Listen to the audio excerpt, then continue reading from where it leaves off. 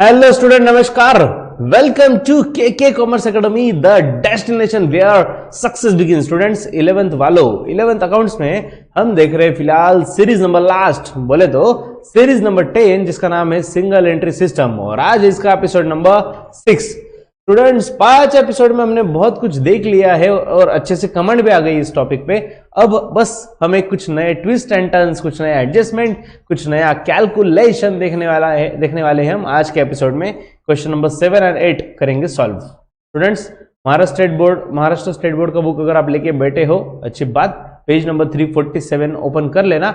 वो वाला क्वेश्चन हम आज डिस्कस करने वाले हैं। Okay, let's start the lecture with the thought of the day। and आज का सुविचार है your time is now। Students, हम वेट करते हैं कि हमारा अपना टाइम आएगा। हाँ, अरे अपना टाइम कब आएगा? अपना टाइम लाएगा, मतलब हम ही लाएगा ना यार, ऑटोमेटिक कैसे आएगा? तो अपना टाइम आएगा या लाएगा, उसके लिए वेट करने की जरूरत नहीं है। बोलते हैं ना कि शुभ काम के लिए शुभ समय की जरूरत नहीं होती है। तो स्टूडेंट्स, आप लाइफ में कुछ डिसाइड कर रहे हो तो चीज को पोस्टपोन मत करो, आपका टाइम आ चुका है। और हाँ, अगर आप किसी परफेक्ट टाइम का वेट कर रहे हो तो ऐसा कोई परफेक्ट टाइम आने नहीं वाला। मतलब ऐसा टाइम जब सब कुछ अच्छा होगा, सब कुछ सुटेबल होगा, तब आप कुछ करोगे, ऐसा टाइम कभी नहीं आएगा। तो you have to do it now. जो भी कर रहे हो, योर टाइम इज नाउ। अपना टाइम आ चुका है, अपना टाइम आज से शुरू हो चुका है। अभी आपको डिसाइड करना है कि अपना जो टाइम है उसमें कैसे यूटिलाइज करना है और कैसे वसूल करना है अपना टाइम। ओके, तो value your time and definitely time will value you. Students, now question number 7 की करते हैं शुरुआत। यस, क्वेश्चन नंबर 7 देखो। Rohit a trader keeps his books on single entry system. His financial position as on 1st April 18 and 31st March 19 were as follows. ठीक है, ये दिया हुआ है 1st April 18 और 31st March 19 का डिटेल्स। ठीक है, आगे ड्यूरिंग द ईयर। हाँ, इस बार एडजस्टमेंट हमें पॉइंट में नहीं दिया, थोड़ा पैराग्राफ वाला दिया है। ठीक है ना, पैराग्राफ ही सही पढ़ लेते हैं और मार्क कर लेते हैं कि during the year he had withdrawn 100 rupees per month for house hold purpose. तो विड्रॉ किए बोले तो ड्रॉइंग्स मिल गया।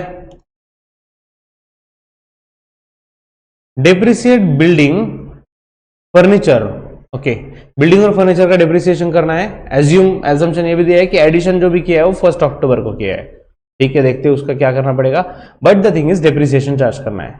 तो ये तो प्रॉफिट में से लेस होगा, सही है ना। एक्सपेंस है बच्चों, डेप्रिसिएशन एक्सपेंसेस एंड लॉसेस, इसके वजह से प्रॉफिट हो जाएंगे कम, तो प्रॉफिट में से लेस करेंगे। आगे, debtors are bad and to be written of.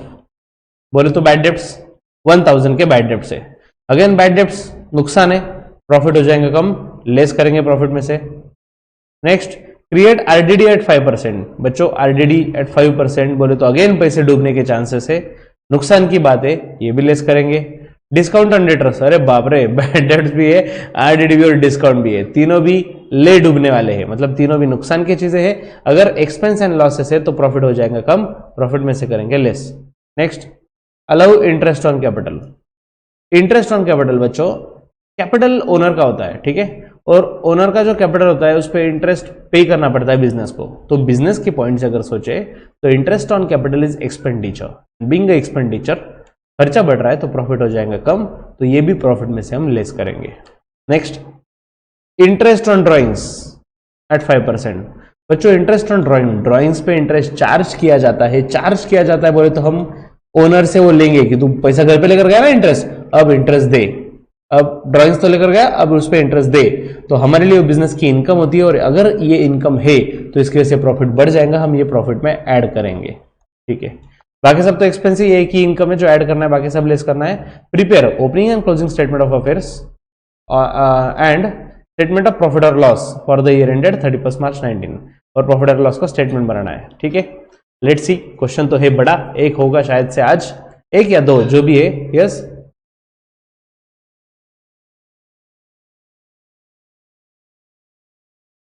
Interest on capital. देखो, कैपिटल कौन सी साइड में लिखा होता है बैलेंस शीट के? लायबिलिटी में। लायबिलिटी बोले तो कर्जा, तो बिजनेस के लिए कर्जा है कि हमने कैपिटल लिया ओनर से, तो अगर किसी से कर्जा लिया है तो उस पर इंटरेस्ट देते हैं ना मेरे भाई। तो इंटरेस्ट ऑन कैपिटल अपना एक्सपेंस होता है। और इवन फाइनल अकाउंट जो हमने टॉपिक कंप्लीट किया तो उसमें एडजस्टमेंट भी था इंटरेस्ट ऑन कैपिटल। तो हम क्या करते थे, कैपिटल में ऐड करते थे और प्रॉफिट एंड लॉस के डेबिट में लिखते थे। अभी बैलेंस शीट वाला इफेक्ट भूल जाओ, अभी सिर्फ फोकस किस पे, बैलेंस प्रॉफिट एंड लॉस पे। तो प्रॉफिट एंड लॉस में हम डेबिट में लिखते रहे, मतलब एक्सपेंस है, तो इसलिए हम वो प्रॉफिट में से लेस करेंगे। और इंटरेस्ट ऑन ड्रॉइंग्स, ड्रॉइंग्स पे इंटरेस्ट चार्ज करेंगे तो इनकम है, प्रॉफिट एंड लॉस के क्रेडिट में लिखते थे, अब इनकम है तो ऐड करेंगे, प्रॉफिट में ऐड करेंगे। ठीक है, चलो तो फटाफट से स्टेटमेंट ऑफ अफेयर्स बनाते हैं। पहले नामकरण करेंगे, in the books of Rohit, in the books of Rohit.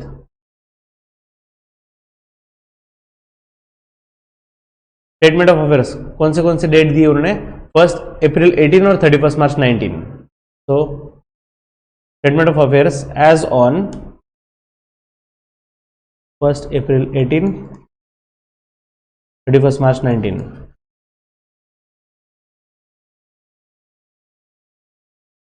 ठीक है, ओके चलो। फर्स्ट कैश एसेट है 12,000 18,000।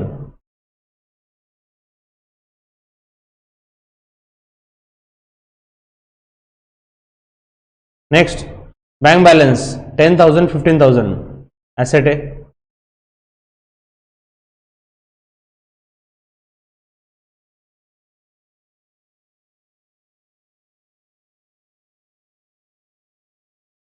नेक्स्ट स्टॉक इन ट्रेड बोले तो एसेट है 35,000 एंड 50,000।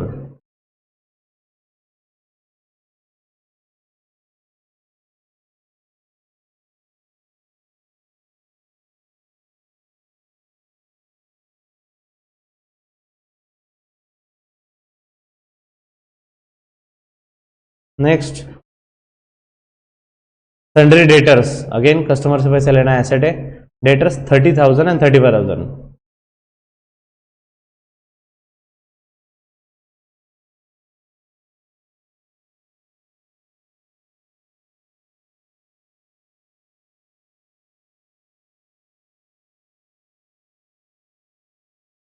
नेक्स्ट सन्ड्री क्रेडिटर, भाई सप्लायर को पैसा देना है, लायबिलिटी 20,000 एंड 32,000।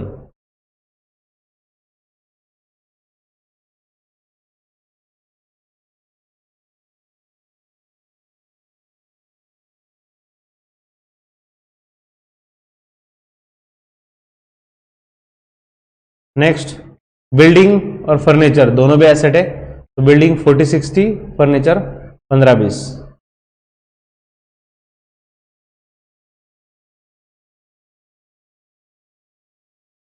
Building 40,000 60,000, furniture 15,000 20,000। और अब स्टेटमेंट ऑफ अफेयर्स इतना फास्ट ही होना चाहिए बच्चों, इसमें टाइम इन्वेस्ट करने ऐसा कुछ नहीं है, आपको सब कुछ आता है, एसेट और लायबिलिटीज फटाफट डिवाइड करने हैं। ये स्टूडेंट्स टोटल ले रहे हैं हम 12 + 10 22 57। 1,42,000 कौन सा बोल रहे हो आप, 1 अप्रैल 18 वाली बोल रहे हो, 1,42,000। ओके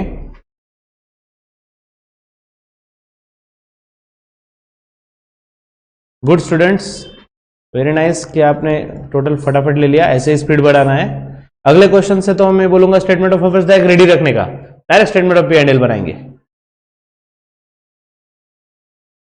तो 1,22,000 आ जाएगा 20,000 जाने के बाद। कैपिटल जो है बैलेंसिंग फिगर। नेक्स्ट एसेट में यस 198, 1,98,000। तो ये 32 गए, मतलब 168 166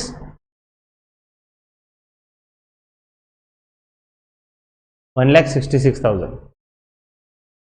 1,22,000 and 1,66,000। Okay statement of affairs तो बन गया सर, ये तो बहुत सिंपल है, तो सर इसमें तो सिखाने की कोई बात ही नहीं सर, ये तो हमें पहले भी आ रहा था, बस नाम पता नहीं था कि इसको स्टेटमेंट ऑफ अफेयर्स बोलते हैं, नहीं तो हम फाइनल अकाउंट में ही सीख चुके थे सर, इसमें कुछ नया सीखे भी नहीं, राइट। लेकिन सर हमारी गाड़ी अटक जाती है statement of profit and loss में। यहां पे क्या करने का वो बताओ। Students let's start.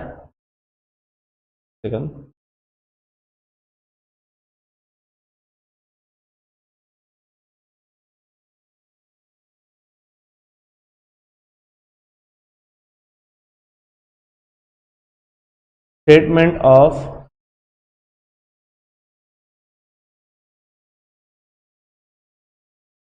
प्रॉफिट और लॉस, और हाँ उसके आगे अकाउंट अकाउंट में लिखना स्टेटमेंट ऑफ प्रॉफिट और लॉस अकाउंट। अकाउंट रहता तो स्टेटमेंट क्यों बोलते, फर्क होता है भाई। वो स्टेटमेंट, ये स्टेटमेंट है, वो अकाउंट था नॉर्मल फाइनल अकाउंट में से कि वो अकाउंट था। फॉर द ईयर एंडेड क्या दिया है 31 March 19, for the year ended 31 March 2019। Yes students, first item बोलो।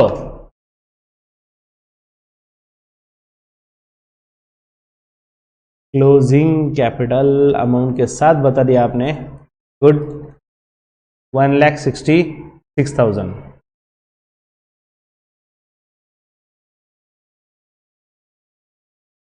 Yes next,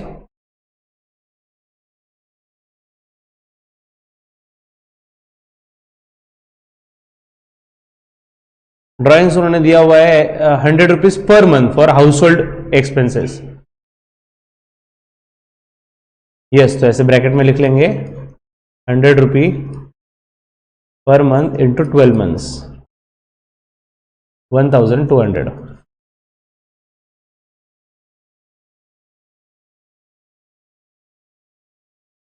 $167,200।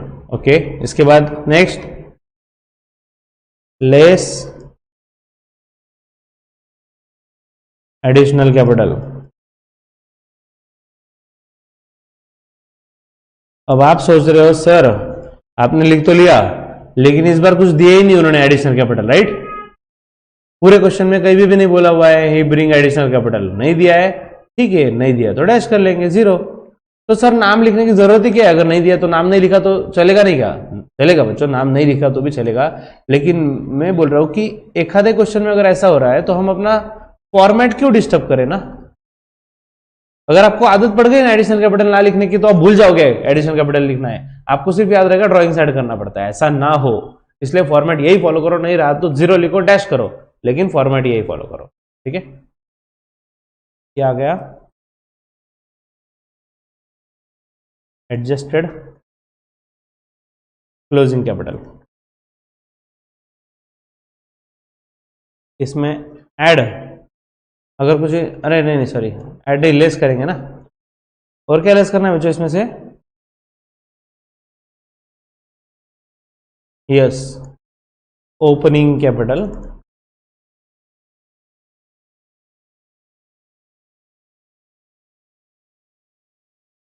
जो है 1,22,000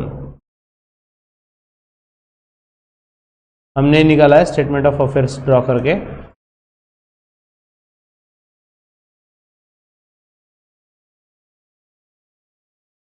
$45,200 ये आ गया प्रॉफिट, लेकिन ये प्रॉफिट एडजस्टमेंट्स के पहले वाला है, देयरफॉर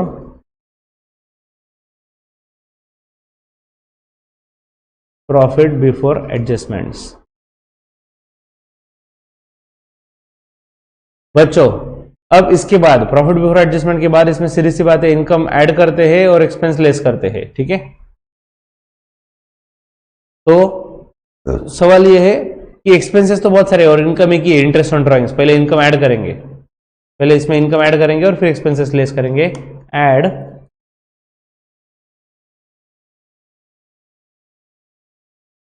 इनकम, कौन सा इनकम ऐड करना है?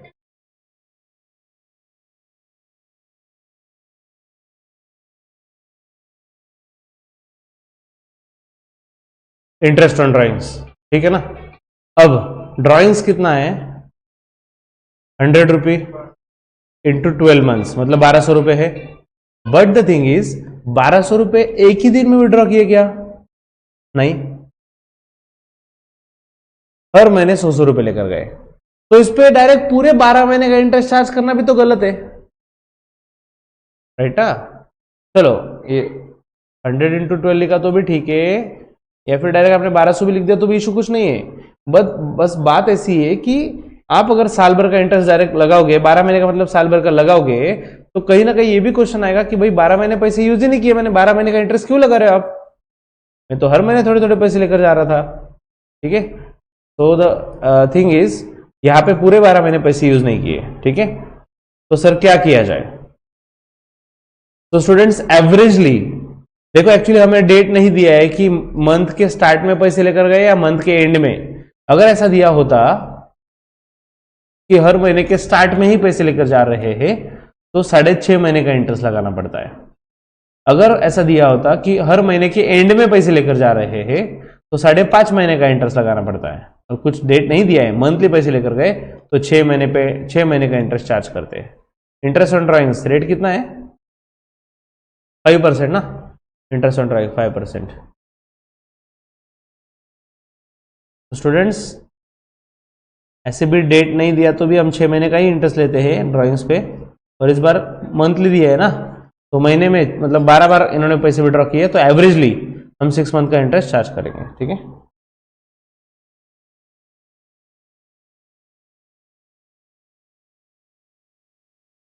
तो कितना आएगा? किसी ने किया सॉल्व?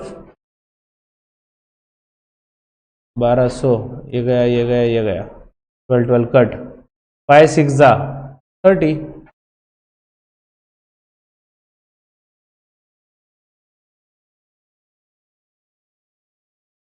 अरे हाँ, ये अकेला इनकम है ना, तुरंत ऐड कर दो 30 रुपीज। 45230।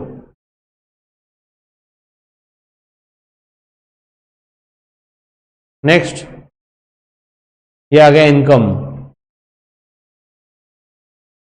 कुछ भी नहीं समझ रहा तो तुरंत पूछो बच्चों। Less expenses. एक्सपेंस में देखो अब क्या क्या है। सबसे पहले तो इन्होंने दिया हुआ है depreciate building at 10%, furniture bye 12%। ठीक है, पहले बिल्डिंग का करते हैं 10% वाला। ठीक है, और ब्रैकेट में क्या दिया है? एज्यूम करो कि एडिशन वर मेड ऑन 1 अक्टूबर, जो भी एडिशन हुआ है वो 1 अक्टूबर को हुआ है। ठीक है, तो नाउ पहले तो डेप्रिसिएशन लेंगे हम बिल्डिंग का 10%। इस बार थोड़ा स्टेटमेंट ऑफ अफेयर्स बड़ा लगेगा बच्चों। स्टेटमेंट ऑफ अफेयर्स नहीं, सॉरी, स्टेटमेंट ऑफ प्रॉफिट और loss. Depreciation on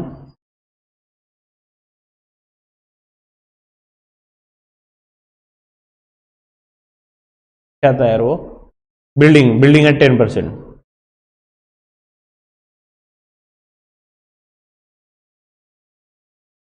depreciation on building. ठीक है, अब देखो बच्चों, बिल्डिंग की वैल्यू देखो।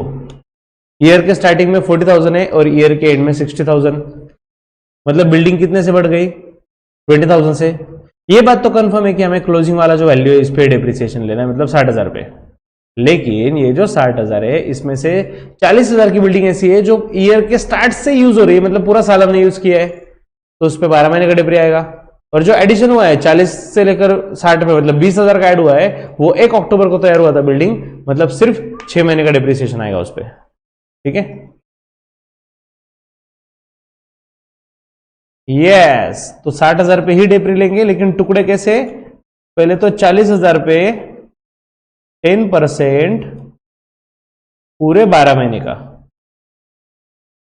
और जो एडिशनल 20,000 है 1 अक्टूबर को किया, इसलिए उस पर भी 10%, लेकिन सिर्फ 6 मंथ का। फाइनल अकाउंट में किया है ना बच्चों हमने, ऐसा एडिशन अगर रहा तो डिप्रिसिएशन पूरे साल का नहीं होता। चलो करेंगे solve. 0 cut 0 cut 0 cut 0 cut, 12 cut, ये आ गया 4,000। और यहाँ पे देखो 0 गया 0 गया 0 गया 0 गया, 6 1 6, 6 2 12, 2 1 2, 2 1 2, 1 2 3,000 रुपये। तो ये 4 और ये 5,000 रुपीज आएगा। 40,000 का 10% 4,000, और 20,000 का 10% 2,000 आ रहा है, लेकिन 6 महीने का ही चाहिए तो वो 1,000 आ रहा है। ठीक है।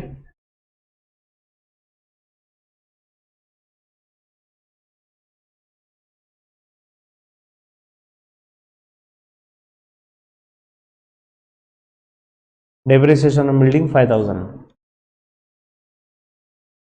बच्चों अगर समझा तो ठीक, नहीं तो सेपरेटली वर्किंग नोट बना लो, वर्किंग नोट बना के भी लिख सकते हो, कोई टेंशन नहीं है। नेक्स्ट आगे क्या दिया, depreciation of furniture at 12%, assume addition made on 1 October. Same किस्सा है उसके लिए भी, फर्नीचर पे डेप्रिसिएशन 12% है फिलहाल, डेप्री ऑन फर्नीचर।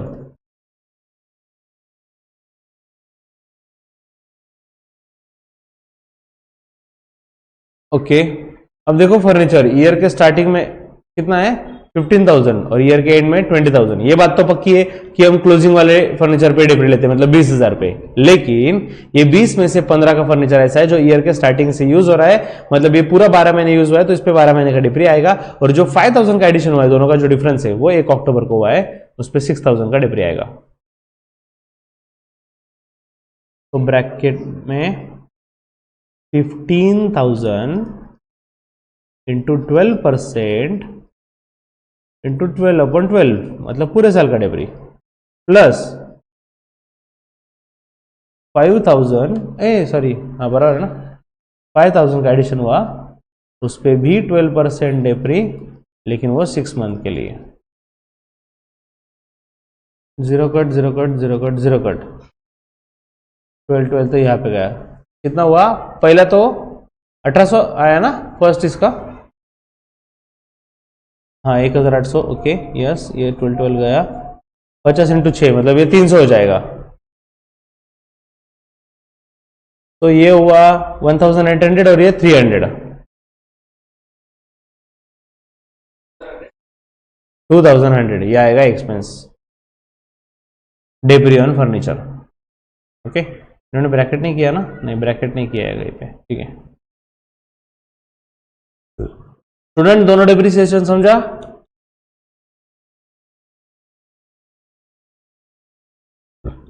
और ये आने वाला है आगे भी, मतलब ऐसे ट्विस्ट आते ही रहेंगे, एकदम भी सिंपल क्वेश्चन नहीं रहेगा एग्जाम में। Debtors 1,000 are bad and to be written off, 1,000 bad डेप्ट है, ठीक है, बैड डेप्ट अगेन लॉस है, उससे भी प्रॉफिट हो जाएगा कम, तो एक्सपेंसेस में लिखो बैड डेप्ट 1,000।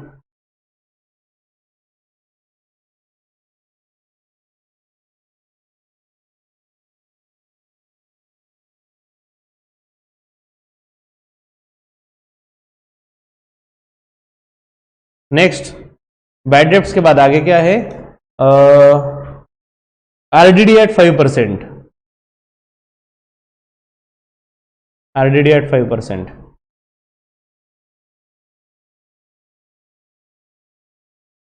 बच्चों डेटर्स कौन से वाले डेटर्स की अमाउंट लो आरडीडी के लिए, ओपनिंग वाली या क्लोजिंग वाली, 30 या 35? यस क्लोजिंग वाले डेटर्स पे आरडीडी लिया जाता है 35,000। यस तो 35,000 का 5% कितना आएगा आरडीडी,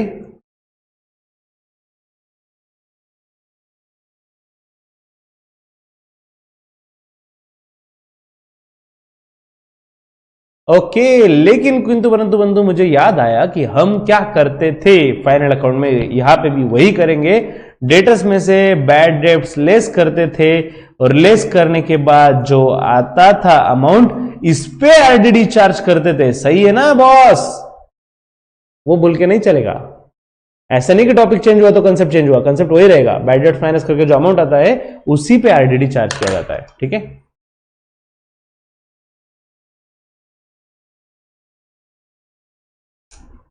तो देखो 34,000 का 5%, एक जीरो कट किया 3,400, उसका हाफ 1,700, ये आ जाएगा RDD. Next is discount on debtors, reserve for discount on debtors at 2%, reserve for discount on debtors at 2%।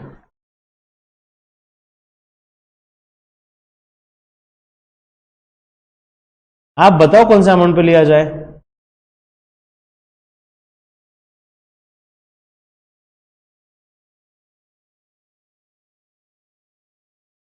$35 या 34, आप बोलो, मुझे कोई प्रॉब्लम नहीं है।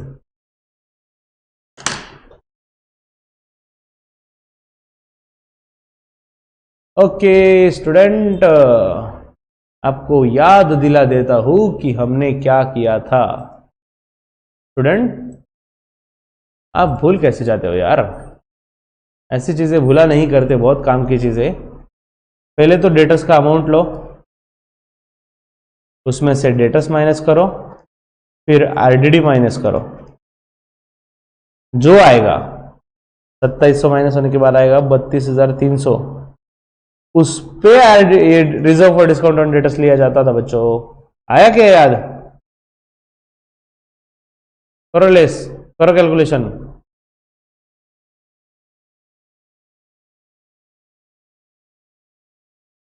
हाँ, बाय डेटर्स माइनस आरडीडी भी माइनस, दोनों माइनस करके अमाउंट आता था, उस पे हम लेते थे बच्चों डिस्काउंट ऑन डेटर्स। देखो जल्दी करो कैलकुलेशन, बराबर है क्या मेरा? 2700, 2000 गए 33, 32,300, 2% ना, तो 2 जीरो कट किया तो 1% आएगा, 323। 323 का डबल 646 ना, 646। ये भी एक्सपेंस है, reserve for discount on debtors. Next, और क्या है? Allow interest on capital eight 5%। तो इंटरेस्ट ऑन कैपिटल हमारे लिए बिजनेस के लिए एक्सपेंस होता है, इंटरेस्ट ऑन कैपिटल एट 5%।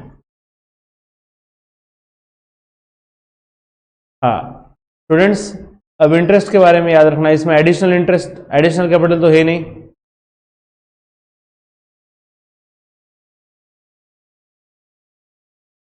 अब सवाल यह है कि सर इंटरेस्ट कौन से कैपिटल पे दिया जाएगा? बच्चों याद रखो, ओपनिंग कैपिटल और एडिशनल कैपिटल पे इंटरेस्ट दिया जाता है। ओपनिंग कैपिटल और एडिशनल कैपिटल पे इंटरेस्ट होता है। तो ओपनिंग कैपिटल तो दिया है, एडिशनल कैपिटल तो इसमें है ही नहीं। तो ओपनिंग कैपिटल है 1,22,000, बस उस पर आ जाएगा इंटरेस्ट 1,22,000 पे 5%। क्योंकि ईयर के स्टार्ट में जितना कैपिटल था उस पे इंटरेस्ट मिलेगा ना बच्चों, एंड पे उस पे थोड़ी। तो 1,220 इंटू 5, 1200 इंटू 5 मतलब 6,000। कितना? 610 ना, नहीं 6,100 क्या? Okay okay okay, 6,100। चलो फटाफट से बच्चों ये इनर वालों के टोटल ले लो एक्सपेंसेस की। 5 + 2 7 + 8 15,000।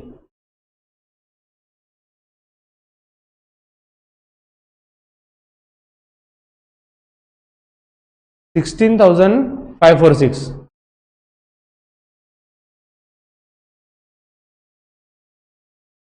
इंटरेस्ट ऑन ड्राइंग्स, अरे हमने ऐड किया ना, ये क्या इंटरेस्ट इनकम है ना, वो इंटरेस्ट ऑन ड्राइंग्स।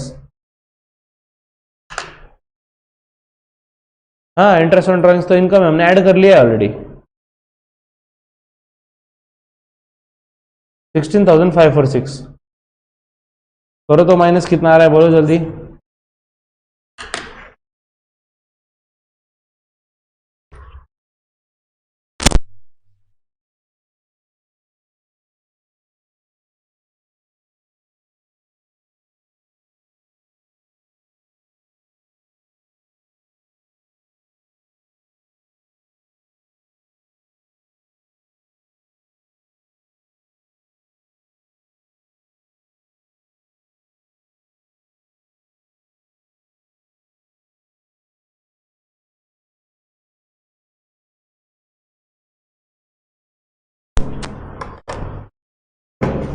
अरे कितना आया?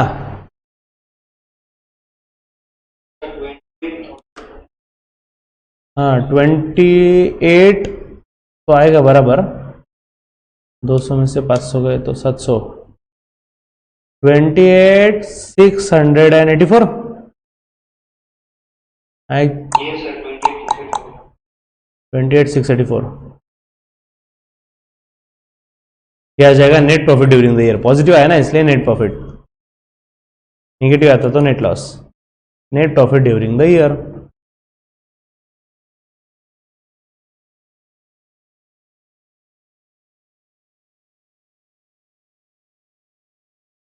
ओके चलो बच्चों एक बार वापस देख लो, कुछ डाउट होगा तो पूछो। यहां तक तो कोई प्रॉब्लम नहीं मेरे हिसाब से। स्टेटमेंट ऑफ अफेयर्स तो एकदम क्लियर हो चुका है अभी। उसके बाद statement of profit and loss में प्रॉफिट बिफोर एडजस्टमेंट तक भी कुछ डाउट आने जैसे है नहीं, फिक्स फॉर्मेट है। क्लोजिंग कैपिटल, ड्रॉइंग ऐड करो, एडिशनल कैपिटल लेस करो, उसे बोलते हैं एडजस्टेड क्लोजिंग कैपिटल, उसमें से ओपनिंग कैपिटल भी लेस कर दो, फिर आता है प्रॉफिट बिफोर एडजस्टमेंट्स। ठीक है, उसमें अगर कुछ उसके बाद एडजस्टमेंट जो होते हैं उसमें इनकम रहा तो ऐड करो, एक्सपेंस रहा तो लेस करो। ऐसा करते करते हमें मिल जाता है net profit during the year.